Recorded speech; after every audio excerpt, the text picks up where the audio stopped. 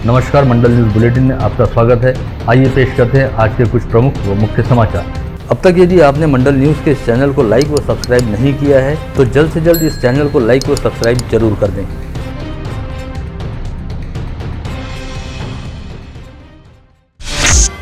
मंत्री पद की प्रतीक्षा और 50 खोखे के आरोप को लेकर विगत कुछ दिनों से पूर्व राज्य मंत्री व विधायक बच्चू कडू की नाराजगी जग जाहिर है। विधायक रवि राणा के साथ हुआ उनका विवाद अभी बेहद ताजा है। ऐसे में विधायक बच्चू कडू की नाराजगी को दूर करने के लिए शिंदे फडणवीस सरकार की ओर से बच्चू कडू को 50 करोड़ रुपए का पैकेज ऑफर किए जाने की चर्चा चल रही है। विधायक बच्चू कडू के अचलपुर निर्वाचन क्षेत्र में सापन प्रकल्प का काम चल रहा है। इस प्रकल्प के लिए राज्य सरकार द्वारा 495 करोड़ 29 लाख रुपए की निधि को आज हुई मंत्रिमंडल की बैठक में संशोधित मान्यता दी गई है ताकि शिंदे गुट का समर्थन करने वाले विधायक बच्चू कडू की नाराजगी को दूर किया जा सके। हालांकि राज्य सरकार का यह पैंतरा कहां तक कारगर साबित हो पाएगा यह कहना फिलहाल मुश्किल है।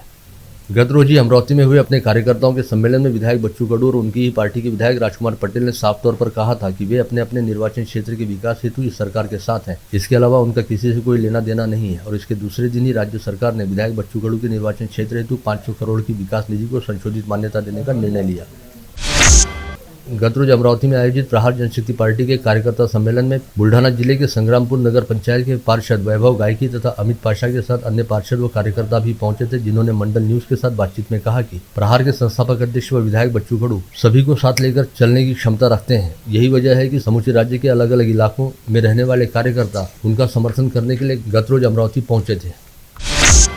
कांग्रेस प्रदेश अध्यक्ष नाना पटोले ने विधायक रवि राणा व विधायक बच्चू कडू के झगड़े को हिस्से और बंटवारे का विवाद बताया। अकोला जिले के वाडे गांव में नाना पटोले मीडिया से बातचीत कर रहे थे और उन्होंने कहा कि इस समय किसानों, बेरोजगारों और गरीबों की कोई चर्चा नहीं हो रही, बल्कि सत्ता में बैठे विधायक 50 खोखे के लिए झगड़े कर रहे हैं और एक दूसरे पर ही आरोप प्रत्यारोप लगा रहे हैं।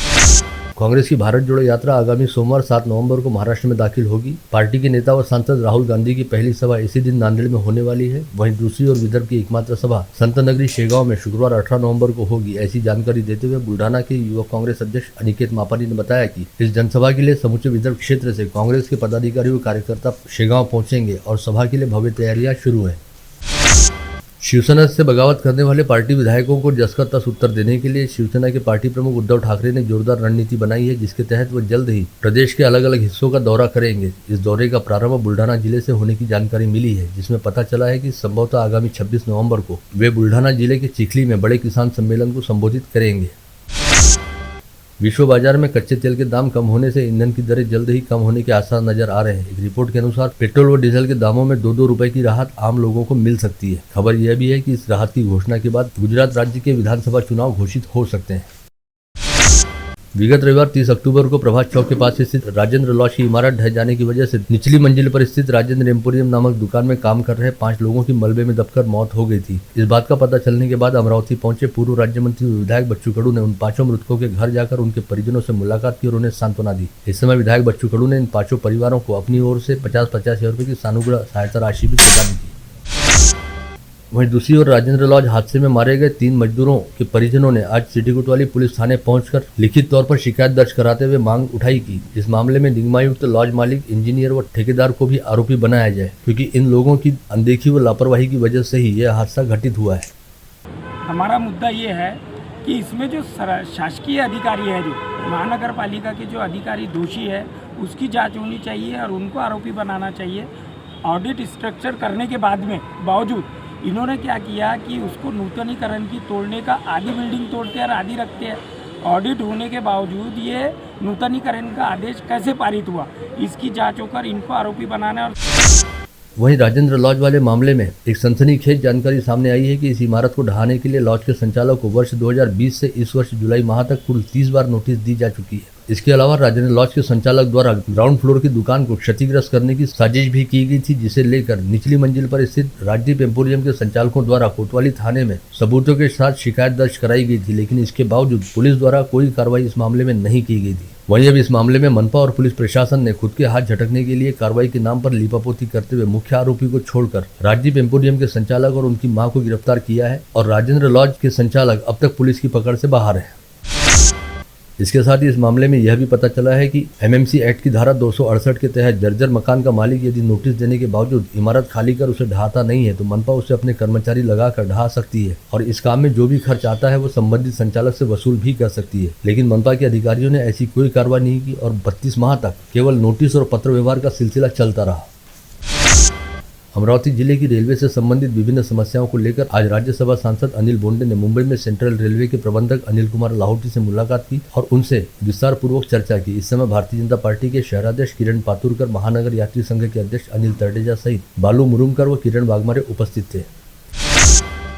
विधान परिषद के स्नातक निर्वाचन क्षेत्र हेतु इस समय नए सिरे से मतदाता सूची तैयार की जा रही है, जिसके चलते मतदाता पंजीयन के आवेदन स्वीकार करने की प्रक्रिया शुरू है। इससे पहले वर्ष 2017 के चुनाव के समय जिले में स्नातक मतदाताओं की संख्या 76,686 थी। वहीं अब विगत एक माह के दौरान केवल 5,187 मतदाताओं के आवेदन पंजीकरण हेतु प्राप्त हुए हैं। इस समय पहले चरण में आवेदन स्वीकृति के लिए केवल 5 दिनों का समय शेष है, लेकिन मतदाता पंजीयन के लिए क्षेत्र के पदवीधरों में काफी हद तक निरुत्साह देखा जा रहा है।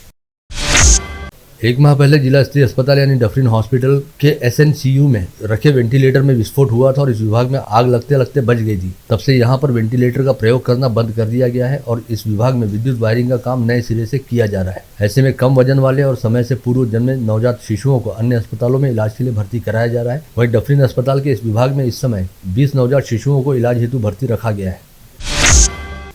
विगत कुछ दिनों से धीरे धीरे तापमान में गिरावट देखी जा रही है और ठंड का असर बढ़ रहा है, जिसके चलते सुबह और शाम के समय अच्छी खासी ठिठुरन पैदा होने लगी है। इस समय अमरावती शहर से जिले में न्यूनतम तापमान 15.1 डिग्री सेल्सियस के आसपास जा पहुंचा है। ऐसे में सुबह और शाम के समय लोग बाग स्वेटर मफलर का प्रयोग करते देखे जा रहे हैं। साथ ही रात में सोते वक्त कंबल और रजाई का भी प्रयोग होने लगा है। कांग्रेस नेता व सांसद राहुल गांधी द्वारा विगत सितंबर माह से निकाली गई भारत जोड़ो यात्रा इसी सप्ताह महाराष्ट्र के नांदेड़ जिले के देगलू से महाराष्ट्र में प्रवेश करेगी। ऐसे में स्थानीय कांग्रेस पदाधिकारियों द्वारा इस पदयात्रा को लेकर जोरदार प्रचार किया जा रहा है। इसी के तहत युवा कांग्रेस ने आज शहर व जिला कांग्रेस कमेटी के साथ मिलकर नेहरू मैदान से भारत जोड़ो यात्रा बाइक रैली निकाली, जो शहर के प्रमुख चौक चौराहों से होकर गुजरी।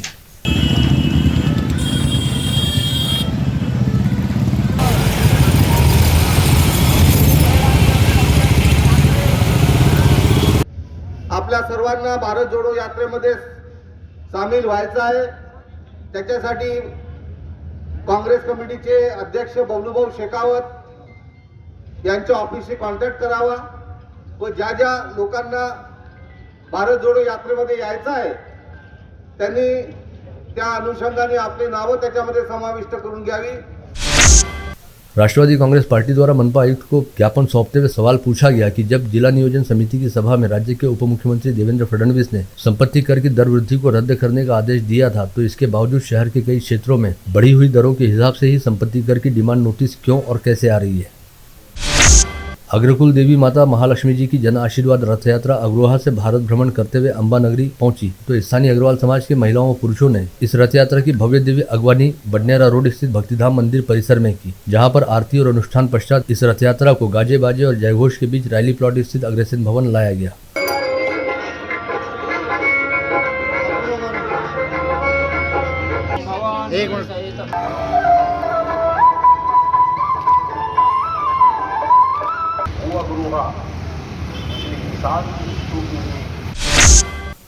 भारतीय जनता पार्टी सिंधी सेल की ओर से राजापेट परिसर स्थित भाजपा कार्यालय में सिंध हिंद के सरताज अमर शहीद संत कंवरराम साहिब का बलिदान दिवस मनाया गया। भाजपा शहराध्यक्ष किरण पातुरकर की अध्यक्षता तथा संत कंवरराम साहिब के गद्दी नशीन चतुर्थ जोत संत साईं राजेश लाल साहिब की प्रमुख उपस्थिति में सभी उपस्थितों ने संत कंवरराम साहिब की चित्र पर माल्यार्पण करते हुए संत श्री का पूजन किया। आज आंवला नवमी के पावन पर्व पर स्थानीय सतीधाम मंदिर में श्री रानी सती दादी जी का जन्मोत्सव और मंगल पाठ का कार्यक्रम आयोजित किया गया था। इस अवसर पर ख्यातनाम गायिका संगीता खंडेलवाल की मधुर वाणी में एक से बढ़कर एक भजन प्रस्तुत किए गए।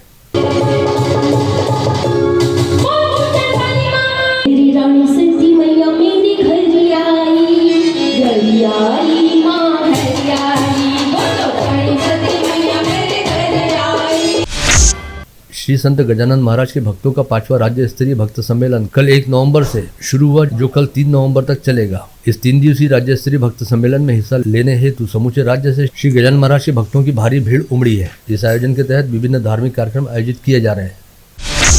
करीब 3 साल के अंतराल पश्चात अमरावती शहर में 3 दिवसीय दीनी तबलीगी इज्तिमा का आयोजन आगामी 2, 3 व 4 दिसंबर को होने जा रहा है, जिसके लिए नवसारी टी पॉइंट पर आर्चिड इंटरनेशनल स्कूल के सामने खाली पड़ी 22 एकड़ खुली जमीन पर इस इज्तिमा के आयोजन को लेकर अभी से तैयारियां करना शुरू कर दी गई हैं। इस 3 दिवसीय आयोजन में अमरावती संभाग के 5 जिलों से इज्तिमाई जुटेंगे, जिन्हें महाराष्ट्र सहित अन्य राज्यों से आने वाले 40 से भी अधिक धर्मगुरुओं द्वारा दीन और मजहब के बारे में मार्गदर्शन किया जाएगा।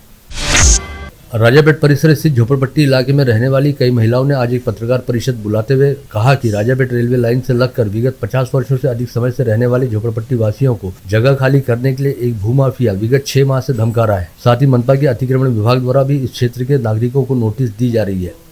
आता जे आम्ही म्हणून आलो ना, आमची जागा आहे, आम्ही तिथं रहिवासी आहोत ना, तसं आम्हाला कोणीतरी इतके वर्षापासून शासनाने आम्हाला सर्व काही दिलं, संडास, बाथरूम, घर जागा सर्व काही दिला, टॅक्स पावती वगैरे सर्व काही लागू आहे आम्हाला. पण समोरवाला व्यक्ती जो आहे भूमाफिया तो आम्हाला घेऊन सन्या त्यांनी स्वतः येऊन सन्या ते झोपडे तोडून टाकले. धारनी शहर के राहत मेडिकल के गोदाम पर गत रोज अन्न व औषधि प्रशासन द्वारा छापा मारकर अवैध दवाओं का जखीरा बरामद किया गया। साथ ही मोहम्मद बाशिद शेख शरीफ नामक दवा विक्रेता का लाइसेंस भी रद्द करने की प्रक्रिया शुरू करते हुए इस गोदाम को सील किया गया। चिकलदरा तहसील के चिछेड़ा गांव में मंगलवार की शाम 6 बजे के आसपास पोल्ट्री फार्म के लिए लाई गए खाद्य पदार्थ की खेप को खाली करने के बाद वापस लौट रहा ट्रक अनियंत्रित होकर एक किराना दुकान में जा घुसा। इस हादसे में एक 8 वर्षीय बच्ची की मौत हो गई, वहीं एक महिला सहित 14 वर्षीय लड़की गंभीर रूप से घायल हो गई। दोनों घायलों को इलाज के लिए अचलपुर के उपजिला अस्पताल में भर्ती कराया गया है। ऑस्ट्रेलिया में चल रहे आईसीसी T20 वर्ल्ड कप की मैचों में अवैध रूप से ऑनलाइन क्रिकेट सट्टा चलाए जाने की जानकारी मिलने पर ग्रामीण अपराध शाखा के दल ने मंगलवार की रात वरुण शहर के नगर परिषद कॉम्प्लेक्स में छापा मारकर 2 क्रिकेट सट्टेबाजों को रंगे हाथ पकड़ा। मेलघाट तहसील के धुलघाट रेलवे परिसर में आज सुबह 7 बजे एक तेंदुए ने 35 वर्षीय व्यक्ति पर जानलेवा हमला करते हुए उसे गंभीर रूप से घायल कर दिया। अब्दुल शरीफ नामक इस घायल व्यक्ति को धारनी के उपजिला अस्पताल में इलाज हेतु रेफर किया गया। Badnera railway station platform number 1 के बाजू वाली लूप लाइन पर मालगाड़ी की टक्कर में एक व्यक्ति की मौत हो गई, वहीं एक व्यक्ति गंभीर रूप से घायल हो गया। यह घटना कल मंगलवार की दोपहर 4 बजे घटित हुई। इस हादसे में मरने वाले व्यक्ति की अब तक शिनाख्त नहीं हो पाई है। दरियापुर राज्य महामार्ग पर तेज गति से जा रही कार ने मोटरसाइकिल को जोरदार टक्कर मार दी। इस भीषण सड़क हादसे में ज्ञानेश्वर वानखड़े व चंदा वानखड़े नामक दंपत्ति की मौके पर मौत हो गई। आप देख रहे थे मंडल न्यूज बुलेटिन। हमारे चैनल को लाइक करें, शेयर करें और हाँ, सब्सक्राइब करना ना भूलें। कल होगी आपसे फिर मुलाकात, तब तक के लिए धन्यवाद।